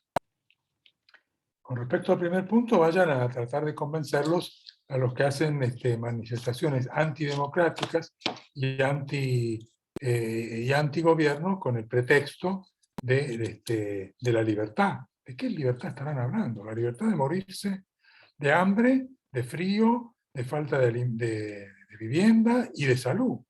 ¿Esa libertad? No. Valores éticos como equidad, justicia, solidaridad, transparencia, proporcionalidad, reciprocidad, son todos términos que me llevaría más tiempo del que dispongo de explicarlos, pero ustedes saben a lo que me refiero. Deben estar presentes de forma universal en todas las políticas y acciones sanitarias, en todas, y no puede faltar ninguna. Sin embargo, y lamentablemente, en Argentina prevalece una estructura económica neoliberal que ha generado inequidades históricas en la distribución de la riqueza, con brechas que además son cada vez más crecientes. Si yo fuera como Hugo y hubiera presentado la curva, pues verían de que el porcentaje de gente que está en el primer quintilo, está como 100 o 200 veces más alto en ingresos que el que está en el último quintilo. Y eso cada vez está aumentando. Quiere decir que la pobreza sigue aumentando en relación a las millonadas que hacen los que están arriba de todo. Y eso, no solo brechas crecientes entre clases sociales, pero también falencias del sistema público de salud, que ya dije, históricamente desfinanciado y caracterizado por servicios fragmentados, con múltiples jurisdicciones sin coordinación entre ellas, con débil autoridad rectora central. Y esto es un obstáculo grave, gravísimo diría yo, para la prevención de enfermedades y atención de la salud en general y específicamente de la pandemia del COVID-19. Porque, ojo, está lleno de publicaciones que están demostrando que la atención requerida, por supuesto, para el COVID-19 está creando aumento de morbilidades y mortalidades en exceso de todas las otras patologías que no son COVID-19. Ahora, volviendo a las vacunas, sería ilusorio, a mi modo de ver, pensar que se conseguirá erradicar la pandemia solamente a fuerzas de vacunas, si es que no se modifican las causas sociales, políticas y económicas que hicieron aparecer la pandemia en primer lugar. El tema del acceso a las vacunas es solamente el pico de un iceberg, bajo el cual, bajo el iceberg, se mueven libremente las grandes corporaciones que han operado en el último siglo, y como expuse antes, han generado y seguirán generando enfermedad, destrucción y muerte, a menos que la humanidad cambie drásticamente las reglas de juego. El modelo actual de desarrollo, de producción y de consumo ha llevado a una destrucción tal de la naturaleza que no será posible erradicar esta y otras pandemias por venir, por más vacunas que se produzcan y con la mejor eficacia y acceso que se logre. Yo quiero basarme acá en pensamientos del intelectual y pensador portugués Boaventura de Sousa Santos, porque lo sigo mucho y coincido con él en la mayor parte de las cosas que plantea. Él avisora, porque se habló, a ver, ¿y cómo se sale de la pandemia? Bueno, él avisora que hay 3 escenarios posibles para salir de la pandemia. Un escenario es el preconizado por los países ricos y sus corporaciones, que postula que la pandemia es solo una gripe que va a pasar y que la sociedad regresará rápidamente a la supuesta normalidad. Esta supuesta normalidad, lamentablemente, para la mayoría de la población mundial, significará un futuro distópico de hambre, nuevas epidemias, pobreza, vivienda impropia para los trabajadores de la calle, a los informales, etc. Y para la naturaleza y el medio ambiente significará destrucción continuada y cambio climático con consecuencias previsibles. No como dice, son consecuencias imprevisibles. No, la del cambio climático es totalmente previsible. Está en artículos, libros, presentaciones ya de hace por lo menos 10, 15 años. Un segundo escenario para salir de la pandemia es moderar un poco la destrucción de la naturaleza y cambiar en algo la matriz energética y hacer algunas concesiones para que el capitalismo vuelva a ser rentable. Es decir, cambiar algo para que no cambie nada. Esa es lo que está haciendo principalmente Europa. El tercer escenario, que quizá lamentablemente es el menos probable, es aprovechar esta oportunidad y comenzar una transición hacia un nuevo modelo civilizatorio, pues el actual está roto desde el punto de vista social, ético y político, y no tiene futuro. Un cambio de conocimientos político y cultural es esencial para la supervivencia de la vida en el planeta. Y digo la vida de todos, no solo del ser humano, sino de todas las especies del planeta. Esta última visión, que es de Boaventura de Sousa Santos, que yo comparto, no es derrotista, ni es una utopía. Lo que abona que no es una utopía es que las voces que abogan por ella, provenientes de movimientos sociales y políticos esclarecidos en todo el mundo, son cada vez más potentes y organizadas. hacia ellas va mi apoyo y la dedicación de esta presentación. Muchísimas gracias por su atención.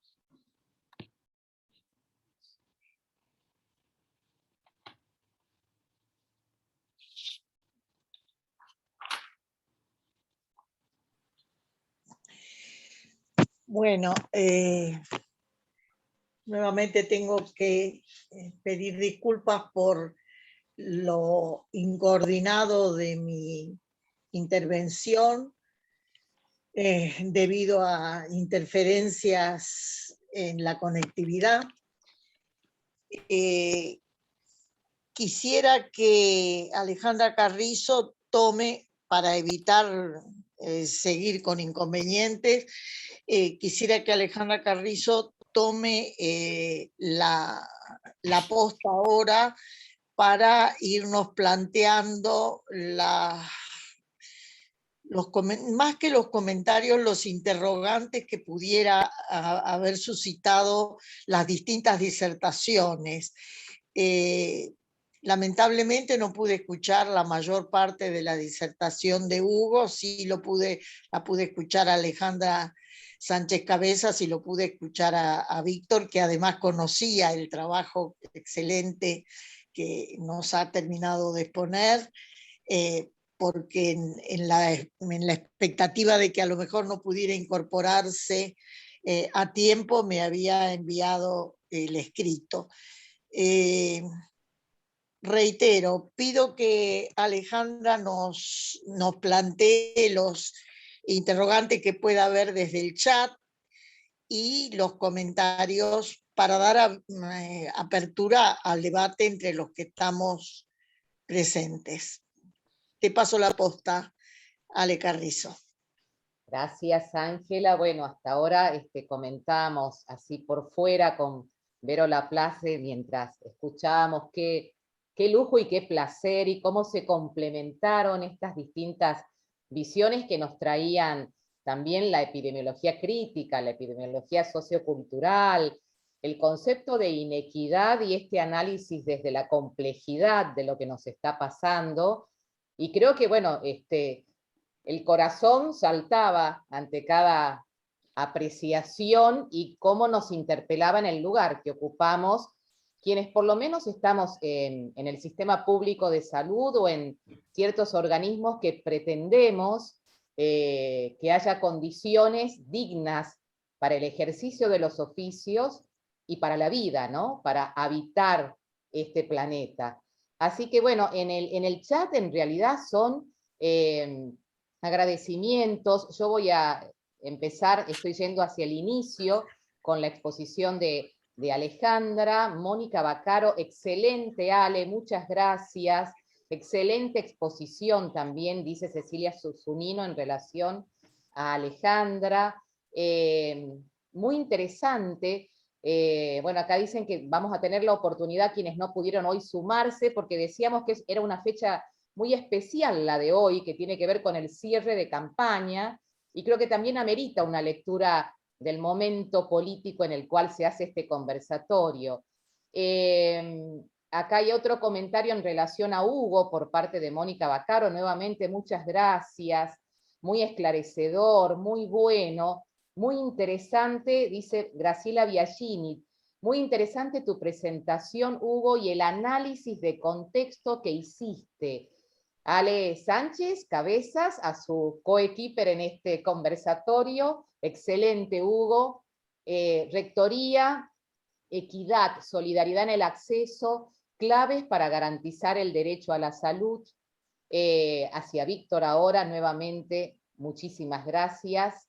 Graciela Biagini hacia Víctor dice, al pan pan y al vino vino, pero será posible si la peleamos y luchamos por más derechos. No es pesimista el planteo. Muchas gracias, un gusto escuchar. Carol Diamonstein de la PDH dice, compañeros, tan interesantes las exposiciones que nos dejan con reflexiones sobre el sistema en el cual vivimos y cómo avanzar en la batalla cultural que nos desafía. Gracias, compañeros. Graciela Biagini vuelve a Alejandra Sánchez Cabezas, aplausos. Así que bueno, hasta el momento me parece que este agradecimiento por permitirnos este diálogo que nos abre interrogantes. Habilitamos el espacio entonces para comentarios, preguntas, apreciaciones. Permiso, Ale. Dale. Creo que, creo que habían pedido la palabra por el chat Moni Sidman, en principio. Moni. Y luego Ángela. Sí. Bueno, sí, gracias. En realidad también agradecer profundamente la claridad de las intervenciones y lo concreto de las mismas. Y la pregunta, porque en definitiva, así como hay un denominador común entre todos los hechos y situaciones que plantea la compañera Sánchez Cabezas sobre las cuestiones de la desigualdad, más lo que plantea Hugo Mercer con la cuestión del poder de los organismos internacionales en cuanto al dictado de normas, resoluciones, disposiciones, recursos, etcétera, etcétera, para combatir todas las pandemias y todas las inequidades que se producen en el mundo en relación a la salud, más la última intervención que habla de quién controla todo esto, quién ordena, quién fiscaliza.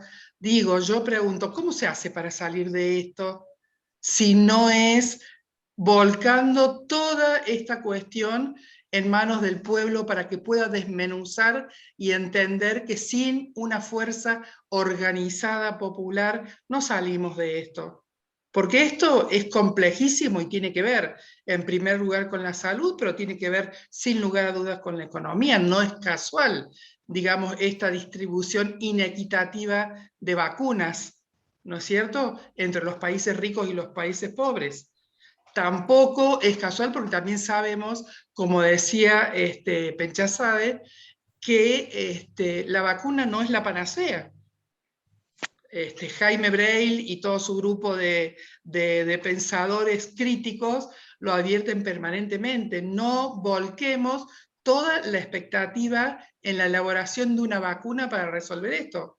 Sin la calidad de vida adecuada de nuestros pueblos, estas situaciones se van a repetir cada vez con más frecuencia. Sabemos que esta no es la última pandemia, pero lo que pasa es que la pregunta es cómo intervenimos, cómo la enfrentamos y desde dónde. Siempre pienso, por ejemplo, que la educación, el sector de la educación ha tenido un rol fundamental en el trabajo con las familias en cuanto a incorporar la necesidad de la educación en los chicos. Por ejemplo, en la salud no hemos podido lograr una cosa por el estilo. ¿Qué pasó? Que en nuestro ámbito no tenemos la comunicación con nuestro pueblo que hace falta. Por ejemplo, el tema de la vacuna de los niños se ha garantizado en más del 90%, casi exclusivamente por el trabajo de articulación de educación y salud, con los centros de salud, donde los chicos tienen que ir para inscribirse en la escuela presentando su carnet de vacunación. Y si no, las maestras tienen que estar en contacto con el centro de salud para ver cómo se garantiza la vacuna. No sé si me explico en este sentido de la necesidad de volcar esta problemática a que la gente la discuta. Esto ha quedado en el ámbito de los sectores de los trabajadores, si se quiere. Ni hablar de la incorporación de todo lo que tiene que ver con la salud mental al trabajo cotidiano, con las personas en todos los ámbitos en los que tenemos trabajadores. Entonces la pregunta es, ¿cómo salimos? ¿Cómo arrancamos? ¿Desde dónde? Creo que este conversatorio, que ha sido tan claro en cuanto a los planteos, me parece que vale la pena desmenuzarlo mucho más para poder encontrar, digamos, algunos caminos para las propuestas, pero integrales, no por sector y no por puchitos, digamos. Bueno, por ahora eso es, nada más. Gracias. Gracias, Mónica. Antes de pasarle la palabra a Ángela, Víctor, Hugo o Ale quieren hacer algún comentario en relación al aporte de Mónica. Si ustedes me permiten, creo que tanto Hugo como Víctor como yo hemos dado algunas pistas, me parece que no hay una respuesta. Castoriadis dice que así como en algún momento se inventó la democracia, hay que inventar una nueva forma de vivir. Y me parece que, yo orientaba hacia ahí, creo que vos, Mónica, lo dijiste. Me parece que, que hay guías y hay algunas orientaciones, un horizonte hacia el cual ir, que algunas de estas cuestiones lo dijo Hugo cuando estaba terminando, y el modelo va a surgir del encuentro. Me parece que es esto, de la participación, del encuentro, digo, no va a haber una mente iluminada, de construir espacios de encuentro, de debates, de pensamiento, pero, y me parece que creo que también Víctor lo dijo, Hugo también, y algo de lo que yo intenté transmitir es estar conscientes de lo que vivimos, pero también con una esperanza de que un mundo mejor es posible, porque desde la desesperanza no se construye. Entonces me parece que también hay que, es por lo menos lo que yo creo, me parece que son esos desde los espacios de pensar, porque la desesperanza, y creo que Hugo lo dijo muy claro, solo lleva a la anomia, y solo lleva a la inmovilización. Entonces, me parece que esas son algunas de los carriles, desde mi punto de vista, por lo menos, ¿no? Sí, yo estoy de acuerdo totalmente con lo que plantea Alejandra. Yo creo que acá es una tarea hercúlea, muy difícil. Es algo que tiene que ver con el mundo global, no solamente con nuestro país, porque hoy los países no se cortan solos. Ni siquiera Estados Unidos se puede cortar solo. Y la cuestión es buscar alianzas, buscar primero consensos. Yo estoy de acuerdo con lo que decía Mónica, que esto requiere una fuerza del pueblo, en el buen sentido de la palabra. Organizaciones sociales, organizaciones populares, que vayan buscando consenso. Eso es una tarea de largo plazo. Pero que es necesaria, que es imprescindible. El instinto de vida que supuestamente todos nosotros tenemos, nos va a hacer, si somos inteligentes, nos va a hacer buscar esos consensos y dejar lo accesorio y concentrarse en lo fundamental, que es el derecho a la vida, el derecho a la salud.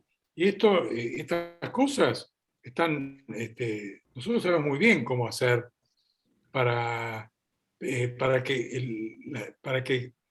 tenga vigencia el derecho a la salud pleno en nuestro país. Sabemos cómo hacer. Se intentó hacer en el pasado. Y ojalá se pueda volver a hacer ahora. O sea, en versiones mejoradas y actualizadas. Pero esto hay que tener la convicción que va a haber que enfrentar intereses muy poderosos, por citar algunos: la industria farmacéutica, la industria médica, a muchos profesionales médicos. Yo soy médico, así que lo puedo decir, que digamos que frente a instancias progresistas y de solidaridad, como decía Hugo, se echan atrás, porque ellos están más preocupados por lo que ganan en su consultorio, cosas por el estilo. O sea que esos intereses va a haber que enfrentarlos. Y se enfrentan políticamente. Hay que hacer alianzas políticas y sociales. Pero, y de ahí ir regionalmente, porque en América Latina tenemos muchas coincidencias, tenemos muchas similitudes. Lo que funciona en un país puede funcionar en otro a la vez. Entonces, en fin, no sé. Y sobre todo, y por eso me permito abrirme de esto, juventud. Hay que ¿cómo es? Reclutar a los jóvenes para esto. Porque esto, vuelvo a decir, es hercúleo y de largo aliento. Nada más.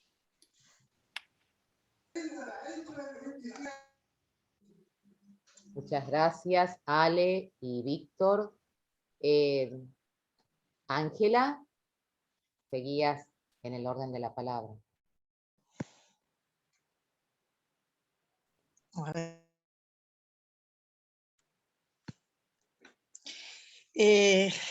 ¿Se me escucha? Perfecto, Ángela, sí. Bueno, sí. Creo que tomando pequeños ejemplos de la integración intersectorial en territorio, podemos ver de qué manera la educación y la salud pueden darse la mano. A mí me venía a la memoria, cuando se mencionaba esto, la estrategia que se dio en Río Negro cuando se empezó a implementar la reforma en salud mental. En ese momento se trabajó con las directoras de escuela en una provincia donde la población rural es importante. La escuela es un ámbito, es un punto de encuentro para la comunidad. Y trabajar desde ahí consolidó desde lo intersectorial una reforma de la salud mental que fue pionera en nuestro país. Es un pequeño ejemplo de un área de salud que intersectorialmente puede significar una de las formas de abordar esto. Yo coincido con lo que decía Mónica Zimmerman en el sentido del pensamiento del sanitarista ecuatoriano Jaime Braille. No son las vacunas, sino una reforma en el buen vivir, en el sentido del buen vivir, lo que nos va a llevar a que la vacuna sea un instrumento más dentro de un cambio central en las costumbres de los pueblos con respecto a su salud, en la recuperación de estas experiencias que algunos pueblos han consolidado mejor que otros y que, bueno, el eurocentrismo muchas veces ha postergado y ha encubierto y ha anulado. Me alegra mucho que podamos empezar a jalonar un camino en el sentido hacia alguien decía también el Sistema Nacional Integrado de Salud. Justamente en ese sentido es que el cambio del modelo de abordaje integrando las distintas áreas de nuestra fragmentada salud en el país va a significar un avance importante en nuestra forma de vida y en nuestra posibilidad, no solamente de cubrir las necesidades del pueblo en su salud, sino la participación del pueblo en el señalamiento de cuáles son sus reales problemas de salud, que a veces cuando se quieren mirar desde arriba, desde los escritorios, no son realmente los problemas que las comunidades nos muestran. Esa participación es la que va a consolidar realmente el camino hacia una salud mayor. Gracias. Bien, gracias Ángela. Me permito la lectura de 2 comentarios y en todo caso me parece que este espacio sororo y tan enriquecedor se extendió. Me parece que llevamos más de 2 horas de reunión. Así que me permito leer los últimos 2 comentarios y después le paso la palabra a Ángela o a Vero para que hagan el cierre. Lidia Samis, que no sé si lo querés decir vos, Lidia, o lo leo, planteaste que sería planteando un sistema integrado de salud. Por ahí algunos nos acordamos del SNIS, los que tenemos ciertos años. Pienso que tenemos que hacer conocer el proyecto y articular una organización comunitaria, la organización comunitaria, para exigir la transformación del sistema de salud. Y Cecilia Zunino dice, creo que una comunidad organizada con consensos, alianzas y articulaciones fortalecidas y alfabetizando en políticas de salud, cuidado y derechos humanos, crea puentes y ventanas para este nuevo mundo que iremos co-construyendo, yendo al buen vivir. Coincido que la escuela y sus comunidades son fundamentales en esos nuevos escenarios. Bueno, agradecemos los comentarios, la participación de todos y paso a alguna de mis compañeras que asumirán la difícil tarea de hacer un cierre que abre interrogantes. Me mencionaste, yo le paso la posta a Vero Laplace, a Mónica Zimmerman, y creo que van a poder hacer un cierre más valioso que el mío, porque han podido escuchar todas las intervenciones completas. Yo tuve los problemas de conectividad que me impidieron escucharlo a Hugo, y estoy esperando que esto ya esté llevado a la plataforma para poder disfrutarlo completamente. Paso la posta. Y bueno, agradezco la paciencia de todo. Bueno, por mi parte... ¿Puedo decir algo? Sí, no escuché. Hugo. Sí. No, quería decir hacer un comentario muy breve.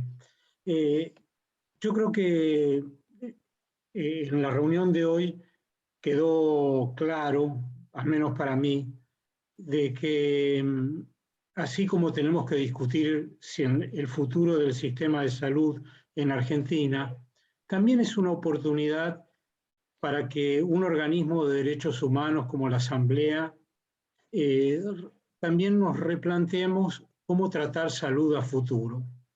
Si basta con una comisión dedicada a salud, o si salud es algo que también le compete a la Comisión de Medio Ambiente, a la Comisión de Relaciones Internacionales, a la de Justicia, a la Educación. Creo que está muy bien que nos hayamos reunido y yo agradezco haber sido invitado, pero creo que la Asamblea tendríamos, pues soy parte, tendríamos que dar un paso adelante y tratar de ayornarnos y pensar en una salud que sea capaz de articularse con otras áreas. El Estado argentino en especial está un tanto atrasado en la discusión de esa visión más amplia de la salud, que no es solamente discutir, como bien se señaló acá, vacunas o medicamentos. Para instalarla en el corazón de derechos humanos, tendríamos que discutirlo en relación con otras comisiones, con otras perspectivas, para poder hacer un aporte innovador a lo que va a ser la discusión de un nuevo sistema de salud en la Argentina, si es que esa discusión se instala a futuro. Yo aprovecharía esta iniciativa de esta reunión, que fue muy buena, para que mantengamos este ámbito de reflexión y que conceptualmente, al menos conceptualmente, no quedemos atrás. O sea que desde la PDH se puede haber aportes innovadores que no sean más de salud pública convencional o más de, no sé, de cualquier campo de sociología de la salud, lo que ya se sabe, sino un enfoque desde derechos humanos hacia una salud pensada en el futuro. Y muchas gracias. Y por favor, no pidan más disculpas, no pidamos más disculpas. Yo sé que pronto viene el Día del Perdón, pero ya está. No, quiero decir algo. Esto que plantea Hugo me alegra profundamente. Nosotros venimos, y lo saben las compañeras de la Comisión de Salud, que algunas están presentes, es una tarea constante desde Salud pedir la interacción tanto con jurídicos o legales, como con internacional, como con ambiente, que es una de las comisiones que todavía no tiene secretaría y que está en formación. La propuesta para la cual me ha dado el pie brillantemente Hugo recién, es la de hacer un Zoom interno de APDH que luego se puede proyectar hacia afuera con todas las comisiones y todas las secretarías de APDH que puedan integrarse. Vamos a trabajar en ese sentido, no me cabe duda que la gente de nuestra Comisión de Salud va a estar muy, muy interesada en trabajar hacia esto. Y desde ya comprometemos tu aporte, Hugo, y comprometemos el aporte de Víctor, porque son miembros de nuestro Consejo de Presidencia desde muchos años atrás, y bueno, vamos a trabajar conjuntamente en esto. Gracias. Bueno, yo pensaba qué decir.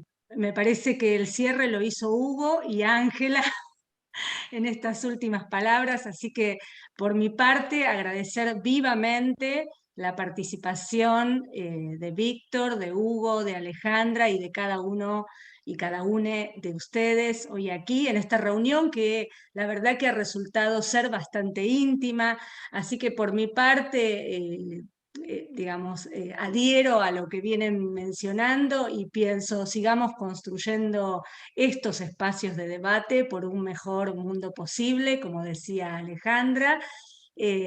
Por mi parte, me parece que está más que cumplido el objetivo de lo de hoy y el de abrir nuevos interrogantes. No sé si, Moni, querés decir algunas palabras más para cerrar o damos por finalizado el conversatorio. No se te escucha, Moni.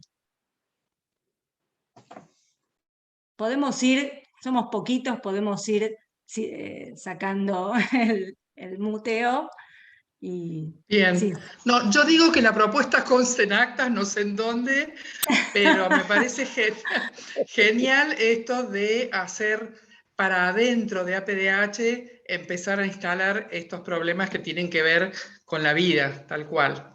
Y lo otro es recuperar la cantidad infinita de experiencias que hay a todo nivel de participación comunitaria, para ponerle algún nombre como conocido, y de lo rico que son esas experiencias en terreno cuando la gente se involucra, se compromete, se entusiasma y se logran resultados tan buenos, pero que no sé qué pasa, que a través del tiempo quedan en la nada.